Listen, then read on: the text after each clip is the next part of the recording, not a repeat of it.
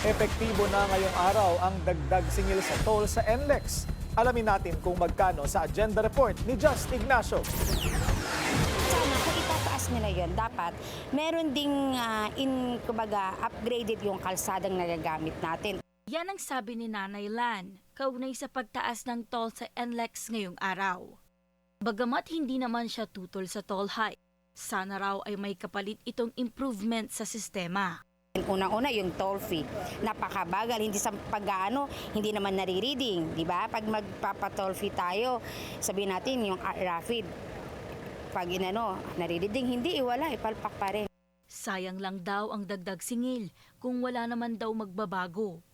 Siyempre, pabigat sa ating mga motorista yon, di ba? Siyempre, mataas na ang toll. Tataasan ba?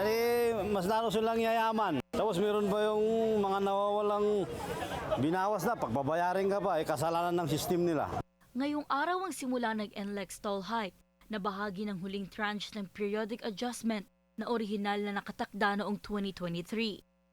Ayon sa TRB, sa open system para sa mga tutungong Balintawak, Caloocan, Mindanao Avenue hanggang Marilao ay may dagdag singil na 6 pesos para sa Class 1 vehicles, 12 pesos para sa Class 2 at 16 pesos naman para sa Class 3. Sa closed system mula Bukawi hanggang Mabalacat, may karagdagang 26 centavo kada kilometro ang Class 1, 65 centavo para sa Class 2 at 78 centavo naman para sa Class 3.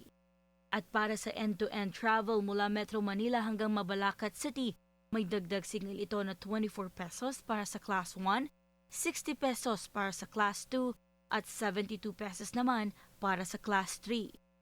Bukod sa dagdag singil sa toll, panibagong pasakit din daw sa bulsa ng mga motorista ang ipinatupad na big-time oil price hike ngayong araw kung saan tumaas ng 2 piso ang kada litro ng diesel, piso sa gasolina at 1 pesos and 50 centavos naman sa kerosene. Para sa agenda, Just Ignacio, Billionaire News Channel.